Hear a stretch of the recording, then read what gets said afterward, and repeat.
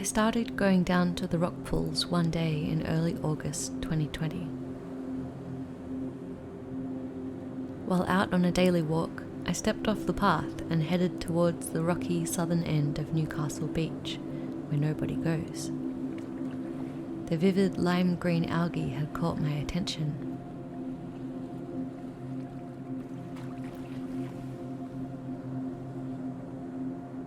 During lockdown, I'd been reading The Edge of the Sea by Rachel Carson.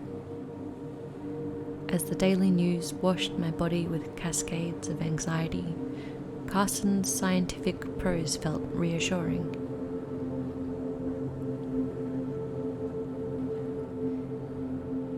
I began learning about rocky shores, sandy shores, and the coral coast through her descriptions of the life cycles of barnacles, the patterns of the tides, the feeding habits of mollusks.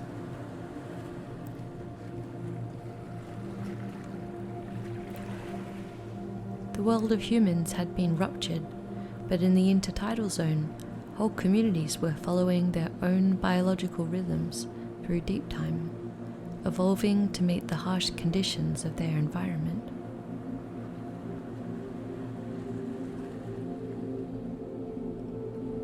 Carson began revealing her tide pool secrets to me, that some of the most beautiful pools of the shore are not exposed to the view of the casual passerby. They must be searched for.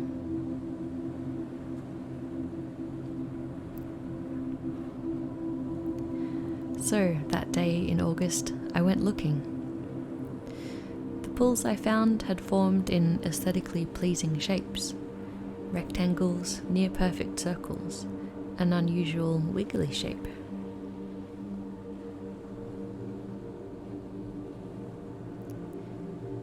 There were familiar things: oysters, pale blue periwinkles, anemones with green tentacles and dark red hearts.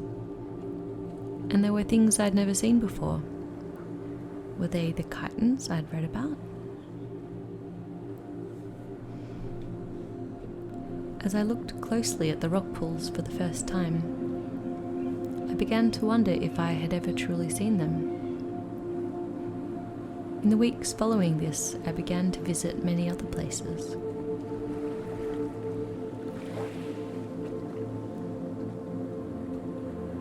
In spring, I found to my delight that the lime green algae pools were filled with frilly brown slug-like creatures called sea hares, contentedly grazing on algae.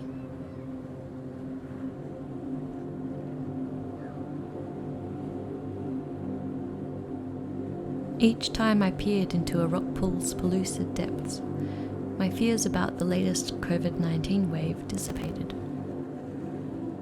Curiosity for life outweighed the urge to refresh my newsfeed. As I watched sea snails tracing sandy lines in a shallow sunlit pool mottled with green and brown and ochre-coloured algae, I felt for a moment that the pool was the whole world.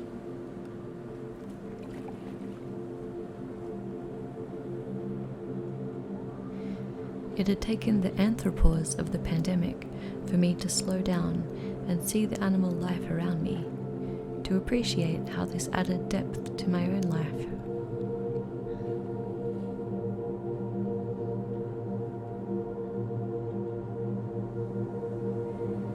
I felt that the pools were opening something inside me, permeating my boundaries, expanding my idea of community to include the more than human world.